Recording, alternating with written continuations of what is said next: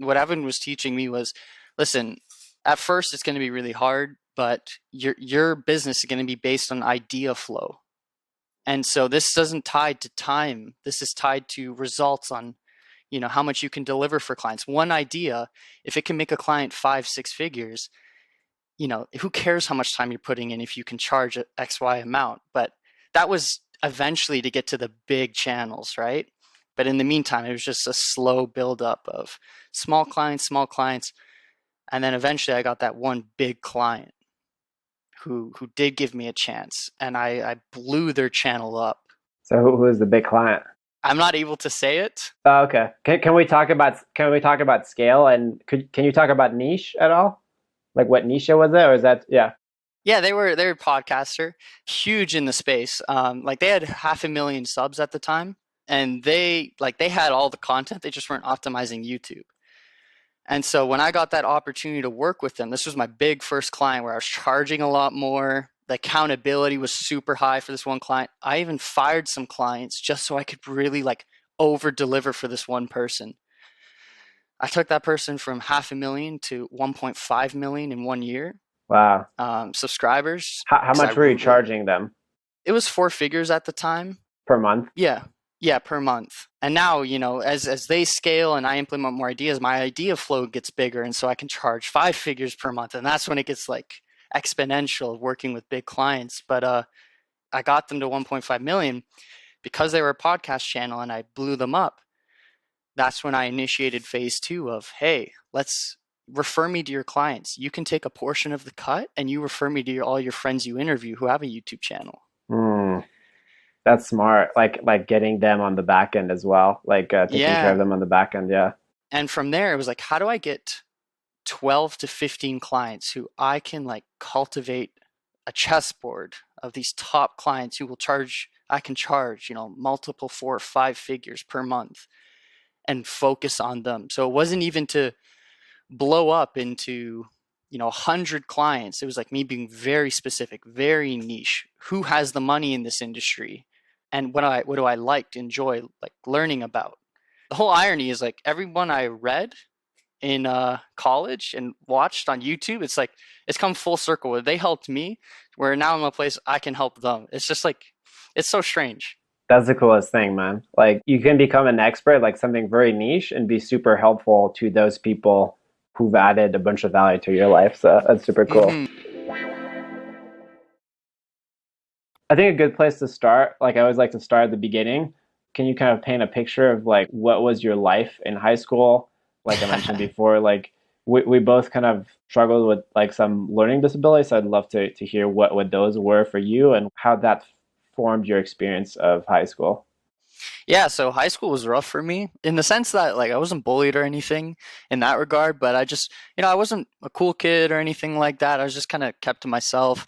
When it came to classes, I felt everyone knew more than me regarding everything. So I always took applied, right? There was no chance I'm taking university level, math, science, that was just, and when I heard people talk about physics, my brain would just seize over. So yeah, when it came to school, multiple learning disabilities, English, math, I would go to a learning strategies class. You're kind of embarrassed to walk to that class because you feel, you don't want anyone to see you, right? Because it's it's a shame. And so high school was rough for me. I never got honor roll or none of that stuff, right? I never got the grades, but I always knew somehow that school didn't really matter. I don't know if it was some internal thing, skipping class.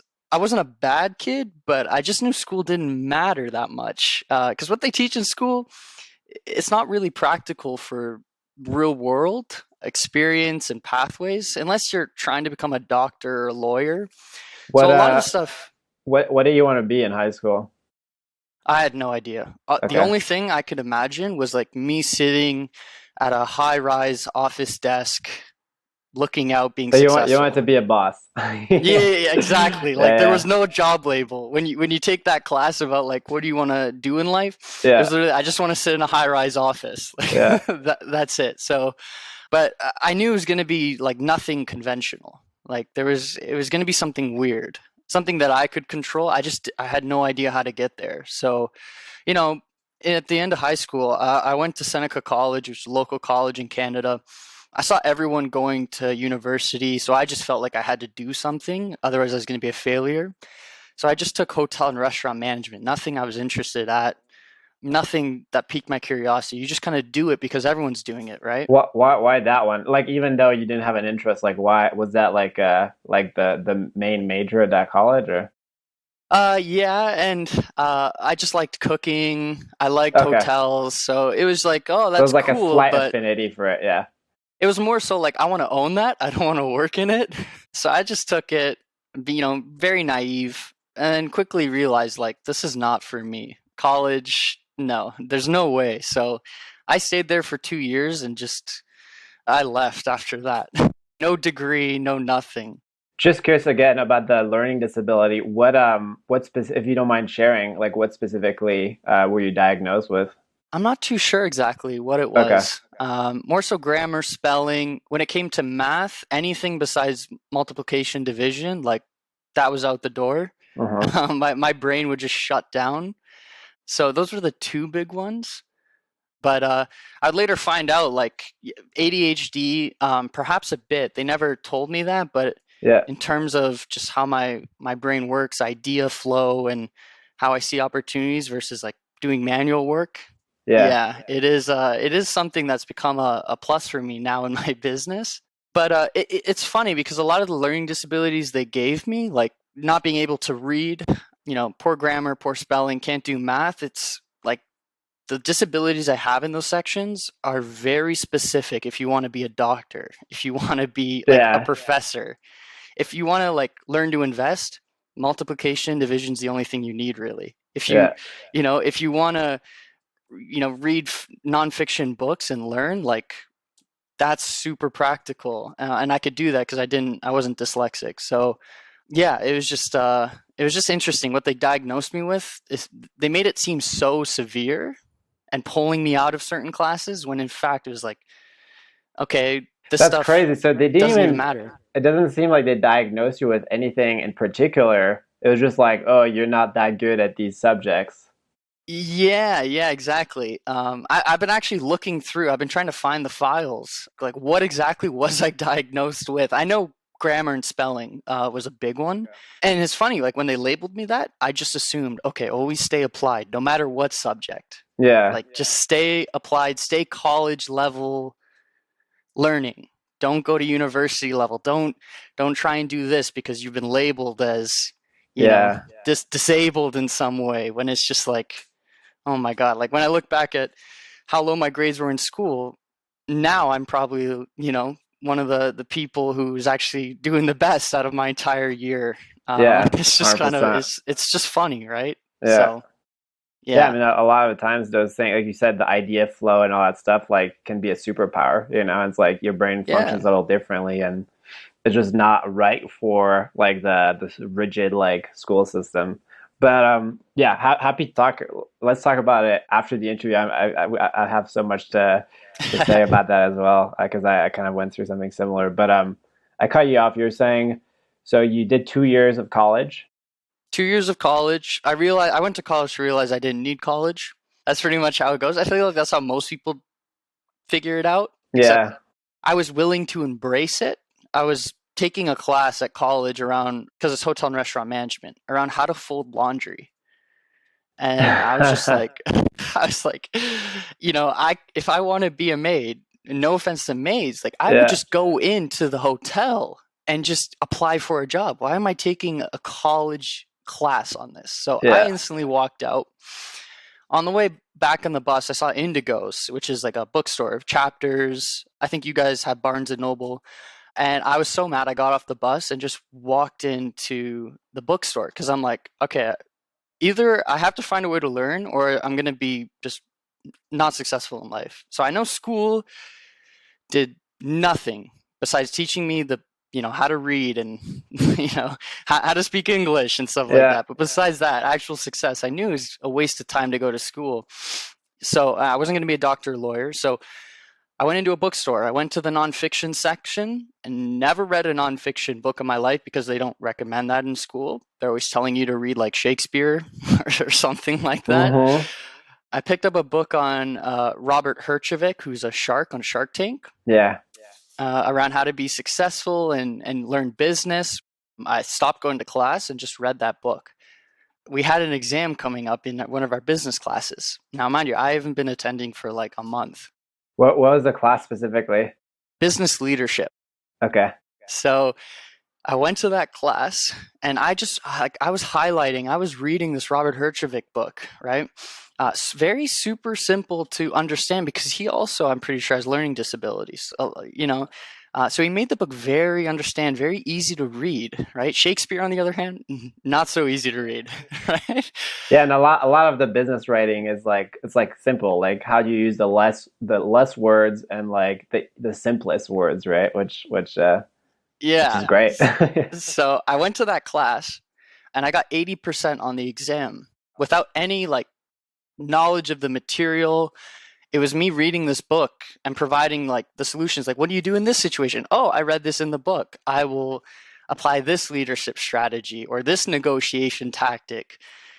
And that's when I realized, like, oh, okay, so for this $20 book, I just got 80% on an exam on a course that costed me thousands of dollars. Cool, right? Yeah. So that's when I realized, all right, scrap school, let's try and read a book every 2 weeks and then get that down to a week. So I started picking up nonfiction books, and that became my learning stability while working at a grocery store. So, real quick, after that class, did you like officially drop out? Did you stop going to classes? What did your parents think of the decision? Did they know? Did they know? Just a little context on that. I didn't drop out because my program was only 2 years, but I did stop going to classes. I would still go to school, but I would stay in the cafeteria. I wouldn't go to class. So my parents didn't know. Okay. But by that time, after the first year, my final year, I was done. You were living with them still, right? In college or Yeah, in college at the time I okay, was. cool. Yeah. So this was like when I was 19, around 19 years old. So I love I it. was I was in the cafeteria, stopped going to class, and just started reading these nonfiction books. Because again, these people who were writing them, very successful. Most of them had learning disabilities, and they broke it down into very practical chunks around how to be successful, how to make money, and So your new curriculum was like one book every 2 weeks. yeah. And then how do I get that down to one book a week? So it was a dabble of, audiobooks. When I go for a walk, I would listen to audiobooks. When I was in the cafeteria, I would read books. I would start watching YouTube interviews from podcasters who I really looked up to. And, Evan Carmichael, who's now my business partner, I would watch his, he has a video, Top 10 Rules of Success on People. Mm-hmm. And I would start listening to those. So it was just a combination of like all the material you want there to be successful is out there. Like Oh yeah. you just type in Google how to become a millionaire or how to find a job with no degree. Like you just type anything out there, you'll have all these resources come up: books, audiobooks, podcasts, interviews. Just people don't actively search for this stuff. They still think that you have to go to school and get good grades and write a resume and all this stuff, but no one really cares about that anymore, right? so Yeah, for sure.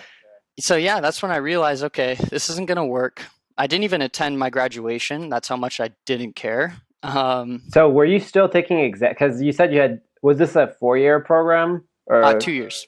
Oh, okay, okay. So this was towards the end of the program. Yeah. And so you were able to go until graduation. You were just like winging the last exams or? Yeah. Yeah. And I passed with probably like 50, 60%, something like that. Like nothing, Yeah. unless business. I did really well in business because of these books, but anything to do with, again, math or. Okay. And so then you graduate and what's the next? I'm guessing you don't get a job at a hotel. No, I don't. I'm working at a grocery store. Yeah. So I was working there well in college, and I just kept working there after college. It's just So like stocking, like yeah, bagging, I was a deli bagging. slicer. You're a deli slicer, nice. Yeah. So if you ever needed lunch meat, I was your guy at the time. Yeah. So I was terrified after college because I'm like, oh shit, I don't have I'm never going to use this resume or anything. I'm just going to work at this grocery store and figure it out. And that's when I leaned heavy into the interviews and how do I be successful? And it just occurred to me like I need to get mentored by someone who's already there, who's already successful. So, Where did that idea come from? The Third Door, the book by Alex Benayan, I think is his last name. Yeah. That's when I figured, okay, you know, resume isn't going to cut it. College, university isn't going to cut it. I need to find someone who's living my ideal lifestyle that could teach me everything they know. And that way I'll accelerate faster than anyone taking, university or college program. So through the books, through the interviews I was watching on YouTube of these entrepreneurs, I figured out that Evan Carmichael, one of the channels I was watching, he actually lived in Toronto, Canada. So I was like, oh my God, most of these people live in LA, New York. Here's a guy. And you lived in Toronto at the time already? Yeah. Yeah. Nice. So he like this guy is like within an hour from like where I live, pretty Yeah, much. exactly. And then, when I found that out, he also had a seminar coming up in a month. What kind So of seminar? teaching how to become a thought leader, an entrepreneur, how to use social media to grow your following. Now, mind you, I was just a kid, right? Who's 20 at this time now, grocery store job. Like I have nothing to teach. But I took that seminar. I paid for it on my credit card because I had no money at the time. How And much my was it? oh God, it was like 2000. For Wow. me, that was a lot at the time, That was right? probably more than like a monthly salary, right? Oh yeah, yeah, yeah. Like when I think back, like it's just so funny, like how much I would make, like working 40 hours to 60 hours a week sometimes, to like now just working 1 hour a week, and it just being like, it's different levels, right? It's just funny. It's leverage. Yeah, exactly, right? And it's knowing specific knowledge that people want, which Evan taught me, which, we'll get to later in the interview. Yeah. I took that out, that $2,000, and I went there with a plan like, listen, I have nothing to teach, but can I find a way to get in this guy's ecosystem? So your plan was already like, I'm gonna go to a seminar to get a job, pretty much. Like I'm gonna treat the seminar like a job interview, kind of, right? Yeah, yeah, and work for him for free, Yeah. I wasn't expecting to get paid, but if he needed anything, like if he needed me to walk his dog, wash his car, like I tried to like convince him to do like, hey, let me do that stuff. If you need anyone to help you with carry camera equipment or Yeah. whatever, like I was your guy. So I went to that seminar and just got to know the people who his workers there who were helping with the workshop. Got to know them, got to know him through the workshop, and because I live so close, that's where it's like, if you ever need me for anything, feel free to call. So, when he needed me to help carry camera equipment or anything, like he would call me up. I'd call work. Sorry, guys, I'm sick. Can't come in today. And drive instantly down to meet Evan. And that's how, like, over a period of time of me just providing free value, kind of it made the relationship warmer. And then me interviewing Tom Bilyeu is that final step, which we can get to. Yeah. A couple of things before that. Number one, I want to hear your thoughts on. I think a lot of people when they see like a price tag, like, oh, it's like $2,000 for a seminar, they're like, oh, this feels like a scam or something like that. I mean, what they don't realize a lot of times, like the value that's provided, like it's a $2,000-3,000 opportunity. I mean, in your case, is like a job opportunity, and a lot of like it seems like it was like teaching people how to become thought leaders. Like a lot of those people probably created like very strong brands for themselves that's like far exceeded the value of the seminar. But I wanted to hear your thoughts of like, hey, like you had no money, you literally like paid for the seminar with a credit card. Like, what's your thought on like investing in kind of like these high ticket products or seminars? Yeah, so I mean, at the time I was already broke, right? So I was like, okay, like, you It's know, like my bank account is already negative. Like, it's not going to change anything. yeah, exactly. Like, okay, I take on $2,000 more debt. Okay, great, whatever. Like, if you're not gonna go to school, you have to find another way to create leverage, to find that specific knowledge and find a way to have a career or to scale your brand business. And so, all you need is just one good break. So even before Evan, I tried other things. Like I tried going to other people's seminars and it just didn't work out, right? So Okay. this wasn't the first time. What kind of seminar is similar, like thought leader stuff or business Investing, stuff, investing? yeah, investing primarily and learning that, trying to get mentored by other people. It didn't work out. So this wasn't like me just getting one lucky strike of lightning and me becoming successful. I tried it multiple times, but I knew, okay, if I try this 10 times, right? What are the odds I can get one person that would change my life, right? Oh, interesting. So you're saying that you're going to other seminars, like trying to work for those people as well. Yeah. Wow. Okay. Cool. Do you have any like anyone else like that we'd recognize by name or that you're trying to No, work for? No, more just so like niche. smaller niche, Yeah. yeah, and niches and investment stuff. Okay, that's cool, man. I didn't realize that. So this was like take 3 or 4.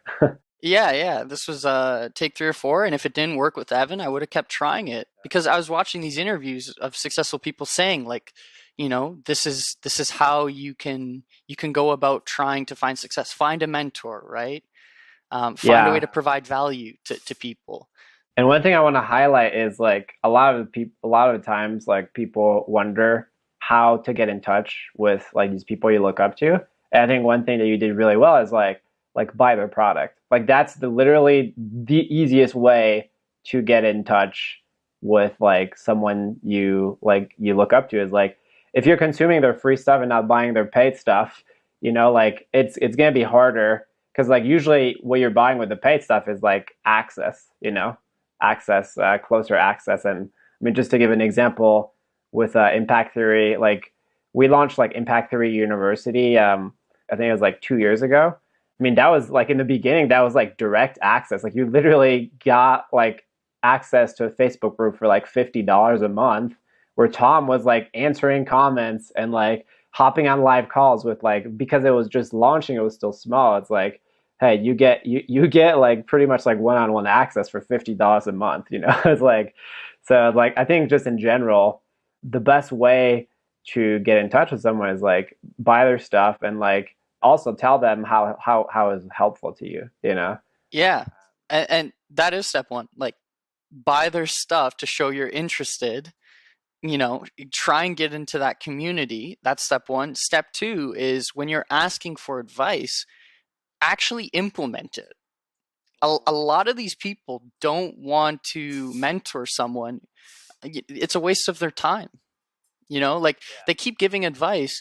Most people never implement it. So if you want to be like part of the 1% and actually get mentored by someone, it's like if they give you a piece of advice in that Facebook forum or if you're in person with them, take the advice, show how you implemented, send it back to them like, hey, I did what you told me to do, and Yeah. what do you think of this? Or they'll be like, oh my God, this person actually listened to me. This is someone who's worth mentoring, who actually stepped out of their way. Because the powerful thing is that it makes them feel like they made that progress almost. It's like you're basically becoming an extension of them where it's like, oh, it's like basically I can just give them a piece of advice and they're going to do the work and like go after it. And it's like they're gonna come back with the results and it feels like, oh shit, like something just happened. Like 1 minute of my time was like compounded because this person like actually took action. And so it's like it's worth it for me to invest that 1 minute. Exactly. And then once you do that, no one wants to die without passing on their knowledge, right? Mm-hmm. And so everyone wants to mentor someone. It's just finding the right person. So if you do that implementation, it then also starts to become, what happened with Evan was I was helping him with camera setup one day. And I asked him, hey, I really wanted to interview Tom Bilyeu from Impact Theory, right? How do I interview this guy? And he's like, well, Tom was just in New York at Comic-Con convention promoting his comic book. Why didn't you just fly out there to interview him about his comic book? Because he was at a booth and he shared what time. 2 weeks later, or something like that, there was LA Comic Con. Tom shared his booth number and where he'd be, so I figured, okay, like Evan told me, why didn't I just fly out then? I can fly out now. I bought a plane ticket, booked a hotel, took on more debt, and printed out 1,000 cards with his booth number and handing them out at the front door for people to go to his booth number. So, I hey, love it. Was it just like a business card? type thing that you printed Oh, out? it was so shitty. Like the business cards, like yeah, flimsy paper. It had his Yeah. booth number, check out, Impact University, here's where you go. I bought a ticket, handed them out. There were like 1,000 tickets I handed out. So I implemented what Evan wanted, Yeah. what told me to do, and then I Just about also that. Just about that. So, did you have a podcast at the time? I was starting, yeah. You were starting, okay. And so you wanted to interview him. So you printed out these cards and stuff. You flew out to LA. I just want to get into the nitty gritty for this one. Like, did you go to his booth to Tom and like tell him you're gonna hand these out first, or did you hand them out and then like people started going to the booth and he was like, "Who the fuck is this? Like, what are these? How did it happen?" Yeah. Yeah, I handed them out first. So I didn't go Okay. to the booth. I didn't even ask for permission, Better ask for forgiveness than permission, right? Love So it. Love it. I handed them out because again, like there's no point on me just going up to Tom like everyone does. "Hey Tom, can I interview you?" Like this guy's busy, you know? Like where's the value for him, right? Yeah. Value So first. value first. Always lead with value. So I started handing out. There was a lot more traction at the booth than other booths. And he's like, "Who's handing out these cards?" Probably an hour to an hour and a half later, I went there and said, "Tom, I've been handing out these cards. I flew all the way from Canada. I would love to interview you." So that really showed, like, wow, he did What was something. his reaction? He was blown away by it, that someone was going out of their way to do that. And so he let me interview him for like 45 minutes. Wow. Instead of just, if I went up, it probably would have been just 5 minutes, right? Like, Yeah. And just to give some context, like the cool thing about this, like Tom charges like anywhere between like $10,000 to $50,000 like for an hour of his time. The other thing, so like lesson number one, like buying the products of the people you look up to kind of like get closer access to it. The second thing I think from this story is figure out what really matters to them right now. A lot of the times you'll have like a lot of entrepreneurs and I mean, I think this was around the same time as I joined, actually. The cool thing about Tom is like he started this $1 billion company. He was like managing like over 1,000 people, and here he is. He's starting a new company from scratch. His team is like maybe like 10 people, right? And so he's starting at the bottom again intentionally because he's starting a new company. He's launching a comic book, which like not a lot of people in his existing audience are like really excited about. And so it's like it's this opportunity of like, hey, I can really help him. Like it's like finding an opportunity where it's like I can really help this person that's like knows a lot about business, but like is at a point where they actually need help and like need help like for free, or like need yeah, basically need a lot of help. And I just want to underscore that. I think that's another thing of like finding the opportunities where it's like, oh, like with my limited skill set, I can actually offer a lot of value to this person in this moment specifically.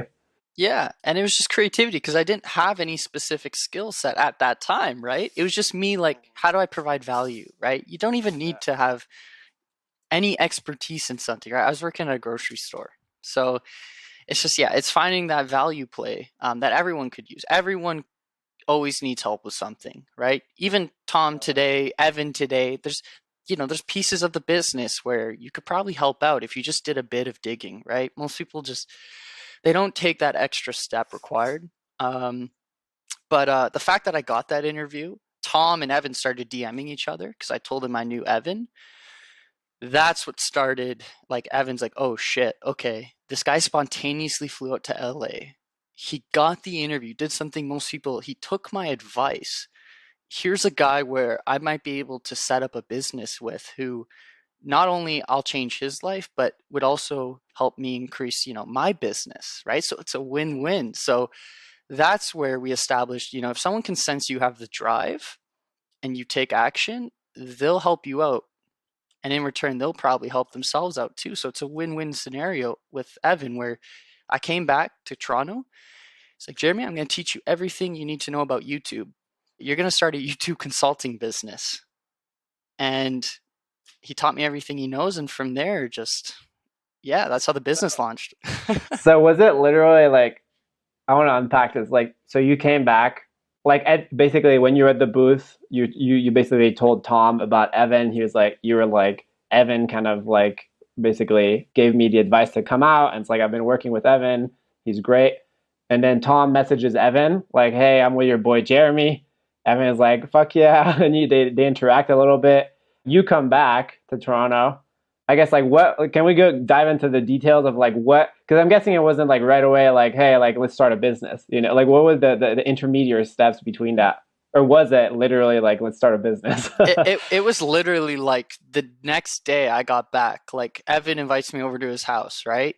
And is like, okay, we got to figure out something here. Hmm. Now, it wasn't just YouTube at the start, like that's what it became a month later, but at first it was like me trying to do voiceovers for audiobook summaries on YouTube, right? Like how people sketch and Hmm. then they break down a book summary. So Evan wanted to help you start a business. Yeah. Okay, it was the goal in the beginning wasn't to start a business together, or was that the goal from the beginning? It's Evan wanted to coach, mentor me, but to start going to business together. So it's a win-win Okay, scenario. okay. He eventually, like, we tried little things. It didn't work out that would fit my style. Hmm. And then he knew that a lot of people in YouTube, thought leaders, entrepreneurs, needed help with YouTube. So like, Jeremy, let's sit down and walk through my channel and teach you all the strategies that got me to 3 million subs. And why don't you go out there and start applying it to some of these people who need help? Because I can't do it, right? All these entrepreneurs are asking Evan, hey, help me, help me, help me. So he thought, okay, I could train this guy. He'll become very successful with my mentoring, my coaching. I'll raise him up. And then also, Evan will get a fee of the business too to make it worth his time. And so the duality of it that just really clicked. Wow. And I'm curious as far as the timeline from the time you went to that seminar until that day where you're in Evan's house, like kind of talking about starting a business. How many months was that? I would say probably 6 to 8 months. 6 to 8 months. Okay. And like how much work were you doing for him for free? Like you mentioned at the beginning, like helping set up camera stuff, but like how involved were you with his business? And I'm guessing everything was free up to that point, right? Oh yeah. I wasn't involved into the nitty-gritty details, just like on weekends, right? When people are off, I would be there, right? Doing what? For example, helping camera equipment, Evan would do Instagram lives, and I would sit there and, answer the comments, answer the questions, right, for people on Instagram lives on a Saturday, So it was me kind of doing, a bit of setup, admin stuff. Gotcha. So over those six to 8 months, you guys like got pretty close still, right? Like you're starting to help more and more, and he probably gave you more and more responsibilities. Yeah, I would show up wearing an Evan Carmichael t-shirt to make him think like I'm part of the crew, like again, Yeah, buy their products, right? Even the yeah, little things. yeah. So I love it, man. And all free, no paid work, no pay, all free. no pay. Okay, cool. Because the knowledge I could get, from someone who's, multimillionaire, super successful, knows everyone I look up to. I look up to him, like just finding a way where he could teach me everything he knows. Like, and yeah, like the debt I took on, like I was broke, I would say around 20 years old, 19, 20. I'm 24 today and things are like, entirely different where, yeah, it's just, But if you put it to perspective, like compared to like what you would have paid to go, because I know in college in Canada, college isn't cheap either. It's kind of like in the U.S., oh right? God, So yeah. it's probably 10 times less debt than you would have taken on if you went to college, right? so, Yeah. so in a way, Yeah. it's just like your own college fund. Well, and just you could accelerate the process. What if you spent, like, let's say you're getting out of high school. What if you spent 2 years just trying to find a mentor in a field you look up to or someone you look up to, and just try spending 10 years? Or sorry, 2 years. You find 10 people in your area that you look up to. You try those 10 people. What are the odds one says yes, right? From there, it's just like you'll accelerate your paths further than someone who's just getting out 4 years of university. 100%. So if someone who's listening is wanting to do that, we talked about like a couple of tactics. Do you have anything to add as far as like how you'd recommend someone reach out and try to find a mentor? Like we mentioned like value first. We mentioned buy their products, like find an opportunity of like where like how you can help and help in a creative way. Anything else that you want to Yeah. add? I guess it depends on who you're going after. So if you're going after entrepreneurs, thought leaders, trying email, Instagram DMs, waiting for the opportunity because they're always doing speaking events. Like, when is the opportunity that they come to your city, right? Because they're always in fluctuation. Like, all these speakers will come to Toronto at a certain time of year, or all these speakers, right? So keep tabs on your 10 people. If it's more of a career wise thing, you'd be surprised at how many like people don't give a shit about resumes. So like just go to the front door of 10 places you really would love to work and just wait there first thing in the morning. Usually the CEO is the first in and first out and last out typically. Look up who the CEO is on the website, very easy to do, and just wait at the front door to go I speak love to it. them, right? And be like, hey, my name is Jeremy. I'll provide you value. Is there anything I can do to help you out? I'll work for you for free, right? And if you do that with 10 people, what are the odds? Like, one will give you a shot of how determined you are, right? So it's just, Yeah. So I think just to basically rephrase what you're saying, in person is a great hack. If like the DMs or the email fails, like in person is like the best way to bypass like that gatekeeper in a way, right? oh, So it's like yeah.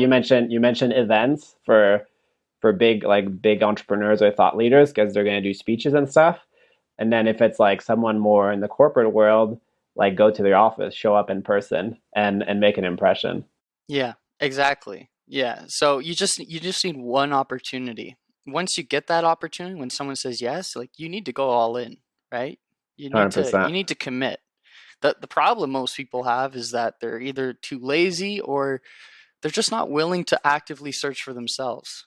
And that's that's the biggest issue is either people think that there's only one way or the highway, college, university, or it's just like they just actively don't want to do it. But what entrepreneur or CEO or anyone you look up to is going to see someone doing something different and be like, I don't know about that person, Wow, they're out here first thing in the morning and offering to work for free.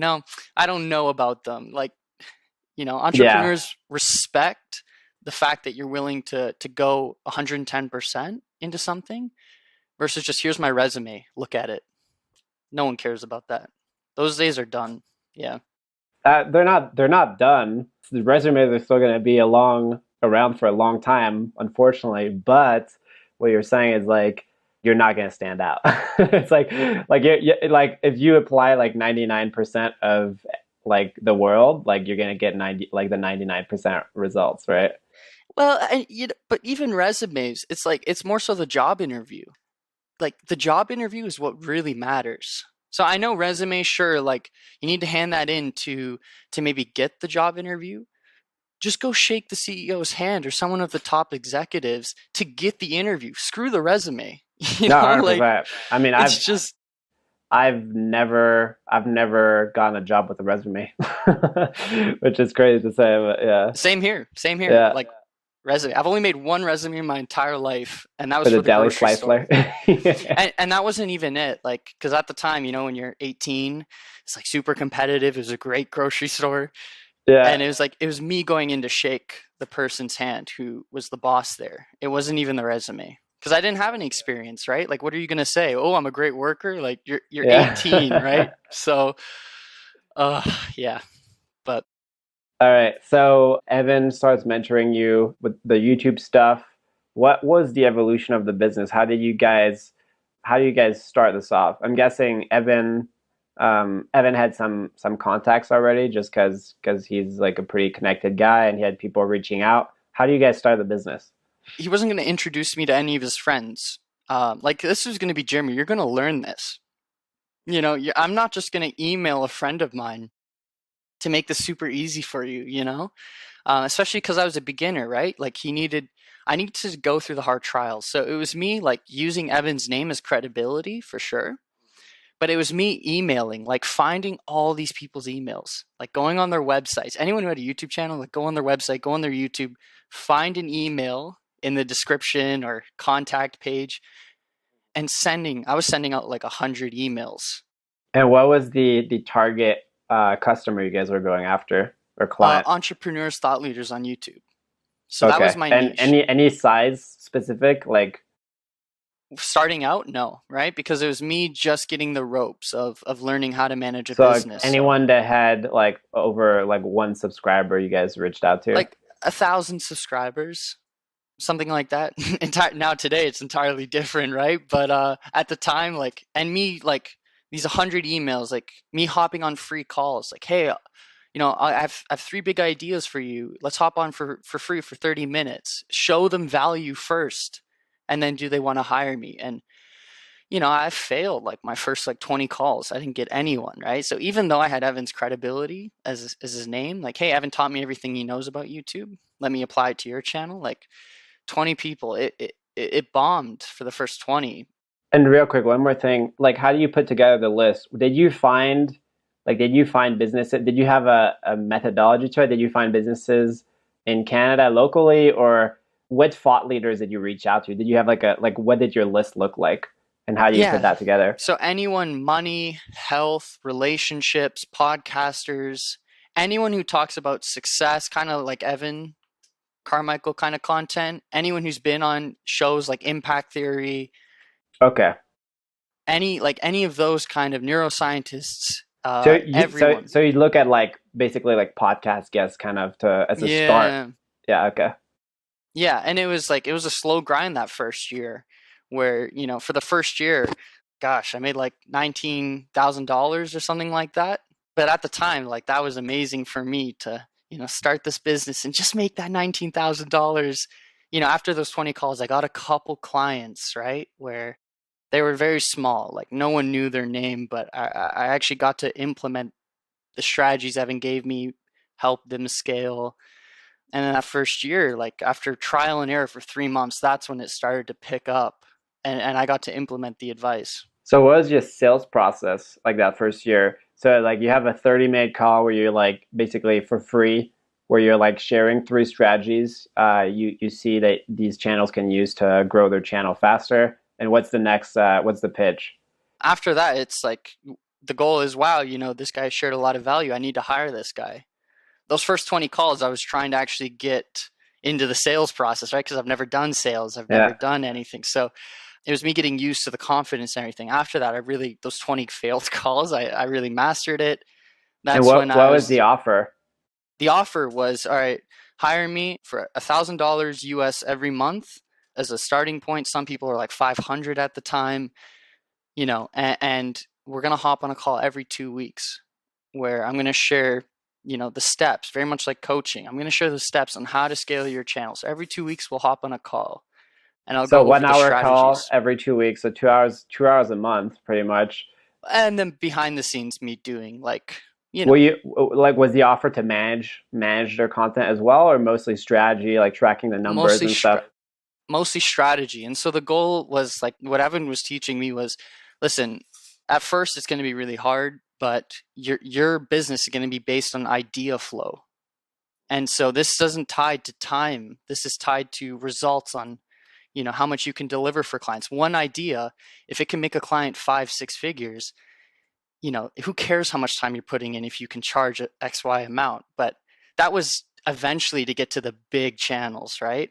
But in the meantime, it was just a slow buildup of small clients, and then eventually I got that one big client who did give me a chance, and I blew their channel up. So who is the big client? I'm not able to say it. Oh, okay. Can we talk about scale, and can you talk about niche at all? Like what niche was it, or is that yeah? Yeah, they were a podcaster, huge in the space. Like they had 500,000 subs at the time, and they had all the content. They just weren't optimizing YouTube. And so when I got that opportunity to work with them, this was my big first client where I was charging a lot more. The accountability was super high for this one client. I even fired some clients just so I could really like over deliver for this one person. I took that person from 500,000 to 1.5 million in 1 year, Wow. subscribers. How Because much were you charging them it was 4 figures at the time. per month? Yeah. Yeah, per month. And now, as they scale and I implement more ideas, my idea flow gets bigger, and so I can charge 5 figures per month. And that's when it gets like exponential working with big clients. But I got them to 1.5 million because they were a podcast channel and I blew them up. that's when I initiated phase two of, hey, let's refer me to your clients. You can take a portion of the cut and you refer me to all your friends you interview who have a YouTube channel. Hmm. That's smart. Like getting them on the back end as well, like taking care of Yeah. them on the back end. Yeah. And so I used Evan's credibility to get my like first small clients where I got the training. How many small clients did you get until hitting that big client? I would say maybe like 6, 7, Okay, something like cool. that. And how many months into starting the business did you get the big client? A year later. A year later. Okay. Yeah, so that's when things really started to like shift. So that first year, me like making $19,000 in 1 year, that was like the 6, 7 small clients, right? Where I was putting in a ton of work. I wasn't seeing the maybe like ROI. I was still great because like screw the grocery store job, right? Like I quit. I'm gonna keep this, right? But Yeah. a year later, that's when I really got to, I let go of some of these clients to make sure if I can just blow up this one person, I'll be good in life, right? Yeah. Just curious, as far investment time wise, like how much, like I'm guessing it was way more involved and like you were really kind of like, you really want to make this work. Like how many hours were you investing like a week or month? Because like I'm assuming it's like Yeah. close to a full-time job if you really want to do this right, right? Or was it way less? For them, it was like putting 10, 15 hours per week. Now, mind you, like I had other clients too, right? So like this client was taking up a massive chunk of my time. And the value I was bringing for the price I was charging was like, oh God, but it was just blowing that person up where like I've never had a website. I don't care about Instagram, like I don't promote anything. My whole business from there was just structured on referrals. So everyone in the back end knew my name because I blew up this one client. They referred me to their friend. I blew them up. And then it just kind of like, if you were in the self help industry and you wanted to scale your channel, because that's all I focused on self help. If you're in health, money, relationship, and podcasting, I'm your guy. So the key was to establish a niche. People could contact Daryl Leaves and these people who had big YouTube channels, right? Talking about how to grow a YouTube channel, but they weren't the guy in a set niche. So I knew I had to establish that niche. So if you're in makeup, I'm not your guy, If you're in vlogging, I'm not your guy. So from a business model, it was establish my niche, become a pro in these set areas where people charge a lot and make a lot of money. From there, blow one person up, get them to refer me to everyone else, and then make sure I deliver for those referrals. Yeah, and you were very early. It's funny. I think I know. I think I know who that client was. I'm not going to disclose, but basically, it was like around the time, like you basically were at the forefront of this movement of podcasts moving to YouTube and noticing like how big of an opportunity this was. Whereas like podcast is not very discoverable, hard for people to find you, like just like serendipitously if it's not through like a friend referring the podcast to them. Versus YouTube is like, holy shit, there's opportunity where like people can discover my podcasts that aren't like in any way related to my existing listenership. Like people that are interested in this content can find this content, and it's like it can take on a whole new audience. And it's an area where the value you bring heavily weighs how much you pay. That's the key, because even some of these old interviews this person had, I would update a thumbnail or title, and then it would get a million views a year later because it was a great interview. Title thumbnail was horrible, so it's like the leverage you had, and from there it was like, how do I get 12 to 15 clients who I can like cultivate a chessboard of these top clients who will charge. I can charge multiple 4 or 5 figures per month and focus on them. So it wasn't even to blow up into 100 clients. It was like me being very specific, very niche. Who has the money in this industry, and what do I like to enjoy like learning about? The whole irony is like everyone I read in college and watched on YouTube, it's like it's come full circle where they helped me, where now I'm a place I can help them. It's just like it's so strange. That's the coolest thing, man. Like you can become an expert, like something very niche, and be super helpful to those people who've added a bunch of value to your life. So that's super cool. Mm-hmm. So how long ago did you guys start the agency? It was like 3 years ago, 4 years ago? Yeah, I would say probably 3.5 years ago now. Yeah. Nice. And how many clients do you guys have today? Again, very specific, where now I'm very fortunate to be in a place where like, I have my 12 to 15 clients where like these people are the people in the industry I want to help, that I'm passionate about. I can scale them because they have a huge name. It makes it easier for me, blow them up.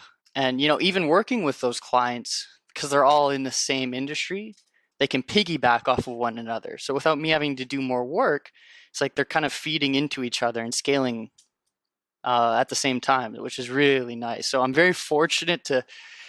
It took 3.5 years to do, where it's like, first year slow, second year, okay, now we're getting somewhere, third year, oh my God, right? Where it's like, yeah, finally at that place of where I've become that person I wanted the whole business model to be the name in the podcast self-help industry.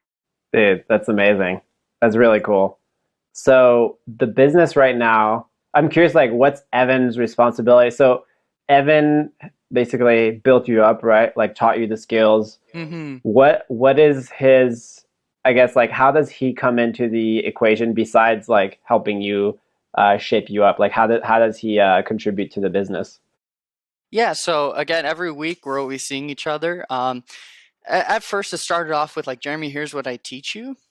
Now it's gotten to a point of like me more self-development advice, because I'm no longer at that stage where, I've become my own expert.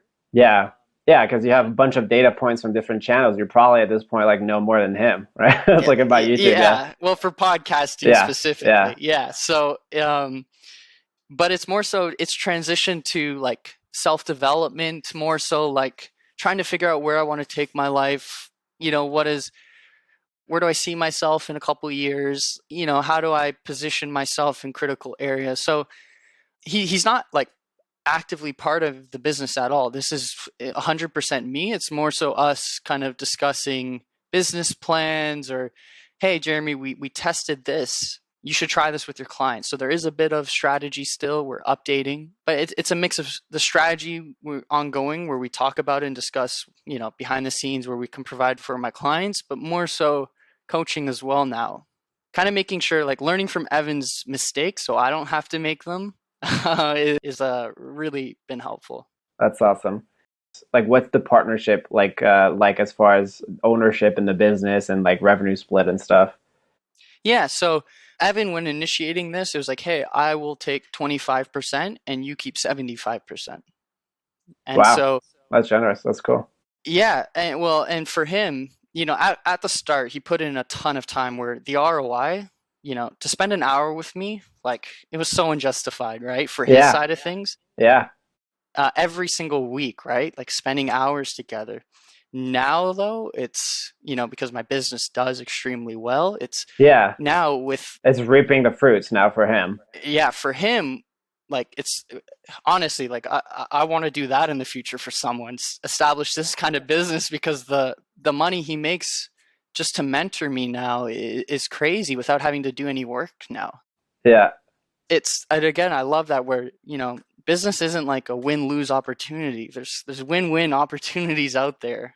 But yeah, it was 75%, 25% split. Evan's an extremely generous guy. I got very lucky with my mentor, I will say, because a lot of people out there, are slimy or gimmicky, or, not very value added oriented. But Evan is like, some people behind camera scenes are like, they're not good people, right? You'd be shocked, right? Evan is one of those guys where it's like, wow, okay, this guy cares about everyone. Just I totally forgot, but like some people might not realize who Evan is. Can you just give like a little background about like I guess his background and like what he's known for? Yeah, so Evan Carmichael, he runs one of the biggest thought leadership channels, 3.2 million now, I want to say. I have to check again. But yeah, Impressive. he's the king of YouTube, starting multiple channels. Basically, he's very known for his top 10 rules to success. So if you've ever seen a video like Warren Buffett's top 10 rules to success, Oprah Winfrey, top 10 rules to success, that's his channel. So his goal is to inspire entrepreneurs, because he thinks entrepreneurs will solve the world's biggest problems. I definitely agree with that. So I would highly recommend checking out his channel if you're in a rut, if you're trying to figure out how to level up your life. That's exactly what I did, and it's crazy where things can lead. Yeah, yeah. It's I remember watching a lot of his stuff in college. Very very cool channel. And also, a very genuine guy, like you said. Like you can just tell the generosity and him wanting to just help people out. You can just it's like so genuine. Yeah, and well, that's the thing. One of the greatest lessons I learned from Evan is like Evan's helping everyone in the industry. So like every month he will follow up. He's not working with them. He's following up just in an email. Hey, your team needs to do this. You guys need to update this kind of stuff. He's doing this for everyone in the industry, right? He was doing this with Tom Yeah. a lot of time. Yeah, just hopping on calls for free, and yeah, And like again, like the amount of money Evan makes per hour, like you could say it's unjustified, but like he's in the game of cultivating relationships, and that's one of the greatest lessons I learned. Where even today, I still hop on free calls with people I don't plan to work with, but you just never know where it could lead, right? Like I hopped on a free call with someone who's a big name, didn't have a YouTube channel yet. I said I couldn't work with you, but here's what I would do, and like I really delivered for them. I'm not charging anything. They referred me to their friend who doesn't have a YouTube channel, right? I'm like, okay, here we go. I'll hop on another free call. Here's exactly what you need to do, like, and really like email, walk them, like hold their hand through the process. And then they referred me to a big client. I had no idea they had connections with this person. I'm like, wow, okay, like free call, and it just got me one of my biggest clients. Like you don't know. Now, of course, you're doing it because you really want to help these people, but you also never know where it's going to lead. So, like free value to people. This relates to finding a mentor if you're at the early stages or just growing a business. You never know. It's incredible. since we're on the topic of like lessons you learned from your mentor, any other big lesson like that stand out? I'm sure there's so many, but let's boil it down. Yeah, I would say it depends on the goals. Having specific knowledge, like him making sure, Jeremy, focus on self development, personal development, become a master at that.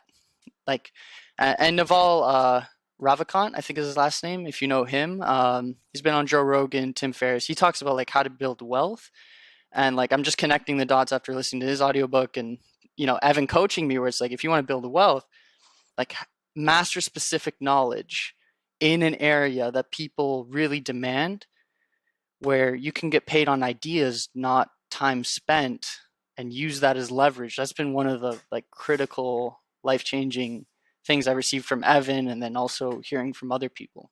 Yeah, for sure. And for you specific, it was like YouTube strategy within Mm-hmm. the podcasting personal development niche. Very specific. Yeah, very specific. And I don't know shit about Instagram. I don't know shit about Facebook. Like YouTube. Yeah, That is it, right? focus. So, and being online, like doing things online is the key, right? You don't want to go work for somewhere where you can't leverage your idea flow if you're trying to be an entrepreneur or build wealth is the key thing, right? Like being a doctor or lawyer today is one of the worst decisions you could ever make if you're trying to build wealth. Yeah, I don't know how it is there, like in Canada. Unless you're trying to build a YouTube channel where you're teaching about this stuff, right? Where you're Yeah, like like scaling your knowledge. my goal is to go to my old high school and just like I really want to give a talk. Like the riskiest thing you could do in life is be a doctor. You're going to go to school for 12 years. In that process, you could fail 4 businesses and find one that is successful eventually. Yeah. You're going to go to school for 12 years. You're going to rack up 6 figures in debt. Oh, and you're going to pay 50% in taxes. Like, it's just like, oh my God. So finding creative jobs or leveraging your business online, having specific knowledge, at least for consulting, like specific knowledge people need that they're willing to pay for, that Yeah. aren't tied to hours spent. It's it's game changer. 100%, man. So the business right now, you said 12 to 15 clients. What's your standard package, like retainer package? Yeah, so and this is a buildup of the process, right? Where I initially started out with just strategy. Yeah. So, if you wanted just strategy, I'll go over the analytics, everything you need to know about YouTube, right? How to pull people on the email list, how to how to get suggested on other channels, how to get exposure, everything, right? From there, the strategy was also like, your team needs to do here's how you make a good thumbnail. Here's how you make a good title. And it just got to a point where like, oh my God, it's going to take forever to coach. Why don't I just offer this as an additional service? So that's when I started doing thumbnails and titles for people to kind of speed up the process of their growth. So helping with the execution. Yeah, I charge a fee now. So now I have strategy and thumbnail title design on old videos and new videos. So that became a huge play for me in my business as well, where I can offer two levels. And then the third level has been mashups now. And, strategy and thumbnail and titles are a fixed fee. And the next kind of step I'm taking in my business actually right now is providing mashups, right? The videos are already edited, knowing what works on YouTube because I have data to almost every channel. It's like, here's a theme I should go with a title. Here's how we pull, like 5 steps to reduce stress, right? Mm-hmm. You pull from 5 different videos, you make a mashup, and now I'll charge 25% of the profits that this mashup makes. Oh, okay. So from the AdSense revenue. Yeah. So now I'm trying to figure out to scale my business again without taking more time from me is I need to charge performance fee on these mashups. So that's been the other shift where I started out with strategy and you just find what areas people need help with. So the beauty of that is like you're not charging the client. You're basically like giving the mashup for free, and then you're just like you're taking a percentage of the profit. Yeah, and the bigger I scale up my clients, like mashups become, quite a lucrative business, and that's where it's like, okay, like this is how, I can 10x my productivity and, my earning potential while also making sure I'm not going from 5 hours each week spent on mashups to like 20 hours, right? Yeah. So those are the three packages you offer right now. Yeah. Yeah. But again, it was a build up. Like, right, you start with one and then Yeah. yeah. For the strategy and the title thumbnail, so for a strategy, is it still like hop on a call every other week?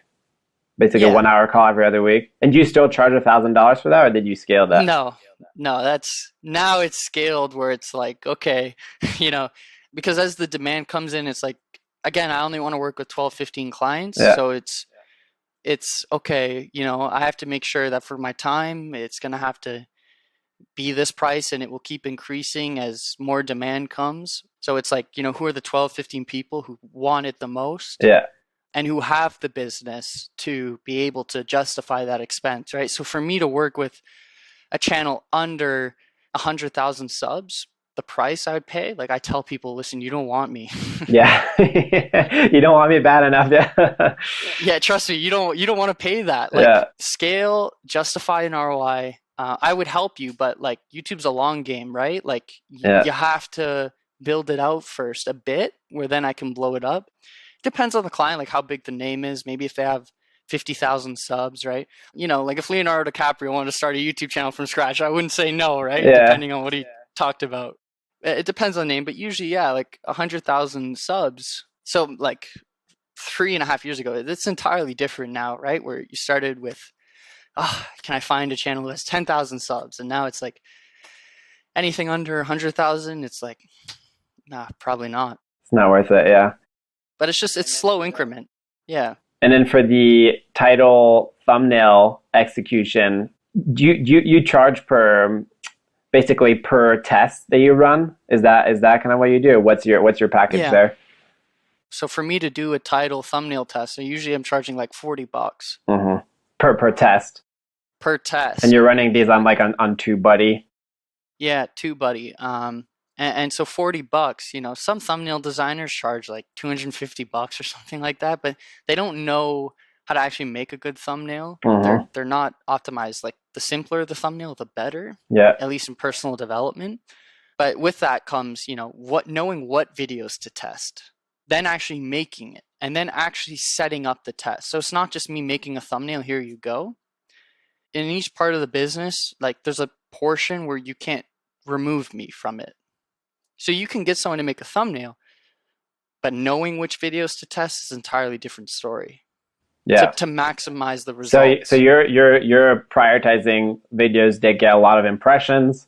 That means, I mean, the title thumbnail change can have the highest level impact, right? Exactly. Yeah, as one of the ways. But there's a couple ways where I'm looking at it like, okay, these are the videos we need to test, right? So some I share with people, and then others it's more so. Oh, sorry, my chairs. And then others are more so, trade secrets. Cool. What does your team look like now? Because so you're the main executor. Evan kind of mentors you. I'm guessing you started hiring. Did you start hiring like freelancers? You have like full-time people helping you with like the mashups and the thumbnail designs. Like how do you scale your time? I have hired freelancers to help me with thumbnail design, where basically I tell them, here's the videos we need to do, here's the copywriting, here's the kind of faces we need to pull. So I'm coaching my team. They're making thumbnail, and I'm updating them on what I need to see. So that's carving out a bunch of time. But for strategy and mashups, that's me doing it. And that's why I actually keep to 12 to 15 clients, because I don't have a big team. Like, it's just me and two freelancers. Well, and so freelancers is for thumbnail design, and do you have an Yeah. editor at all, or Nope. no? So No, just so it's two I thumbnail don't do any designers, editing. the freelancers. Yeah, and editing wise, I made sure not to include that part of my business because I know it's very Oh, so for the mashup, you just provide timestamps. timestamps. Yeah, and their team has to edit it. Oh, wow. That's smart. Um, Yeah. so no editing. I made sure to stay away from that side of things. It's more so because the mashups are ideas; they're Mm-hmm. not editing, right? It's grunt work because the video's already edited. Yeah.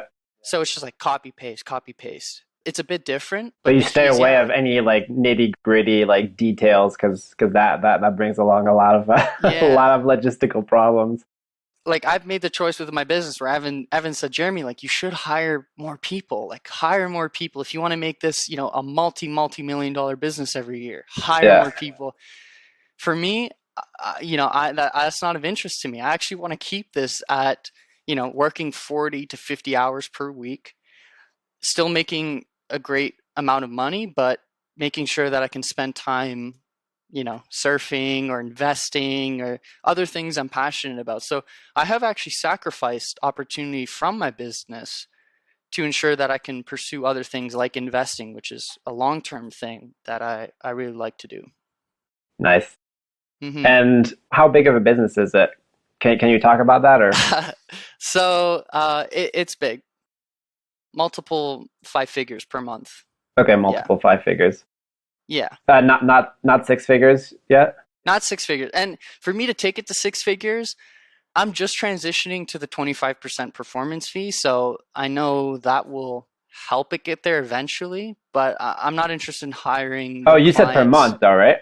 Yeah. Oh yeah, okay. I was like, yeah, okay, okay. So that's Yeah. solid Yeah. So business it's like, for a one man shop, pretty much. well, and Evan always reminds me, like, Jeremy, like, when I complain about my problems, like, Jeremy, like, like most business entrepreneurs hope to get to this in 20 years, like, relax, like, Yeah, first world problems. So I'm always, yeah, I'm extremely lucky, fortunate.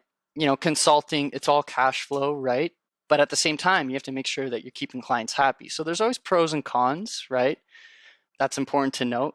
But yeah, if I wanted to get six figures per month, it would be like eventually, as I scale my clients, that performance fee for mashups becomes bigger and bigger and bigger.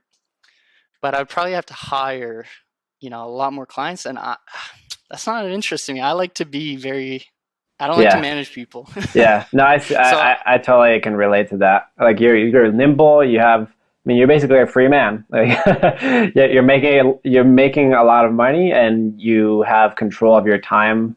And yeah, so it's like a very lean operation, and that's very cool, man. yeah, and so will I be doing this forever? Probably not. Which is why I'm also focusing on investing and want to keep it a lean operation down the road. I know YouTube will be here for a lot longer than Instagram and all these other platforms. Just nothing's going to destroy YouTube's ecosystem. It's just such a competitive advantage versus everyone else. But, just making sure down the road, and this is usually what I talk to Evan, is how do I ensure that, I'm milking this opportunity, maybe not to the fullest, but making sure that down the road will be good years as well. Nice.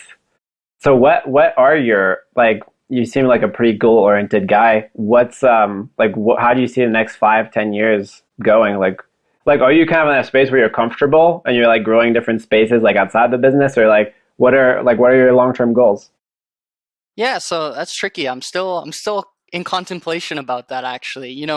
Part of me has the itch of like, do I start my own YouTube channel, right? Where, do I go into the kind of Graham Stephan, Nate O'Brien section? Because it's like when you see them talking about everything you could talk about, and you're like, oh, come on, like, do I do that? I know keeping this business, definitely. Investing kind of Warren Buffett's strategies style, like that's my long-term play. Still deciding on the YouTube channel, do I start that? Do I not start that? It's more so, time spent, because I know it takes a ton of time. So do I want to work 60 hours a week and become a multi-millionaire by the time I'm 30? Or do I want to, do this business, do investing, and become a multi-millionaire by the time I'm 40? That's Yeah. the question, the contemplation. I haven't decided yet. Yeah, So that was one of the last questions I wanted to ask you about like personal brand, because in doing research for this interview, I had trouble finding anything. yeah, I know. You're kind of like, and I think a lot of people behind the scenes are like that, where it's like you're busy. That's kind of like your day job, right? Like you're helping other people build their personal brand, and you don't really feel like doing that in your like time off, right? But Yeah. I just wanted to ask you, kind of, yeah, like, have you thought about like personal brand much? And yeah, I think I mean, you strike me probably like an introvert, similar to me as well. And I think there's a component of that. But yeah, what are your thoughts on? Yeah. I mean, like, I love giving advice. I love talking. The question is, like, I love doing these interviews. The question is, do I want to talk three to four times a week, Mm-hmm. every week, to like blow that YouTube channel up? Is Mm-hmm. like, it's a lot of time. But yeah, super introverted. When it comes to social media, it's like, yeah, when you do it so much, you don't really want to consume it, Yeah. you know? So that's why I like Instagram, you would never know, right? Like, besides my bio and something like that, that I actually do, run a business or anything like that. Yeah. Super off the grid. I kind of like that. If I start the YouTube channel, hmm, yeah, it's like, do I work 60 hours a week and get there by the time I'm 30 in 6 years, where I don't have to do anything, Yeah. or do I, you know, work 40 hours a week, or 30 to 40 hours a week sometimes, right? And get there by the time I'm 40. It's like the contemplation, the struggles. So Yeah, I feel you, man. Well, I trust you'll figure it out very soon. As far as the investment stuff, what are you? Because I mean, you have a huge amount of cash flow. I'm guessing you're keeping your expenses like relatively low. What type of assets are you looking at? Is it like real estate? Or are you looking at crypto? What's your? yeah, I know everyone's big into crypto. I plan to look into that, not as like a big thing. I follow exactly like Warren Buffett, Charlie Munger, traditional investing, where you find a great company when it's on sale that has a Mm-hmm. great competitive advantage, and you wait to buy it. So, I'm sitting in cash here, And waiting for an opportunity. when you're saying company, do you mean like a big company where you a public company where you buy stock, or are you talking about a company you'd buy flat out like on a site like Micro Acquire or something like that? Big company Big where you company, buy okay. stock. Yeah, very hold true, where it's like you buy something and the goal Mm-hmm. is to hold it for 10, 20 years. So it's Gotcha. Long very term, patient, long term, value boring. investing. Yeah, and you're not actively day trading or any of that stuff. It's like you wait for an opportunity, like when COVID came around and you saw market drop by 30%, and that's where you have that one opportunity. So it's very patient. Yeah. Nice, man. Well, I appreciate your time, man. I think this was super valuable for people listening as well. So much to learn from your story. I mean, I want to ask like where can people find you, but it's like I'd say probably the best place to follow you is probably your Instagram, right? Yeah, Instagram, just my name, Jeremy Stickney, is where you could find me. So yeah, and then besides that, honestly, like I'm closed behind closed doors. So Instagram's probably the only place right now. If I start a YouTube channel, well then maybe I'll consider that. But Yeah, man. Let's chat about that because I feel like you would crush it. You'd crush it on YouTube. I think it'd be really interesting to see your rise there. But yeah, I go follow him on Instagram and thanks for your time, man. This is awesome. perfect. Thank you. There you have it. I hope you got something out of this interview. I'm really trying to make this as valuable as possible to you. So if you have any feedback on how I can make this better, or if you have any questions for me personally, I'll get back to you. Reach out to me on Instagram. My handle is @JeremyJohnMary. You can also comment if you're watching on YouTube. You can just comment below. All right. Thanks for listening and have an epic week.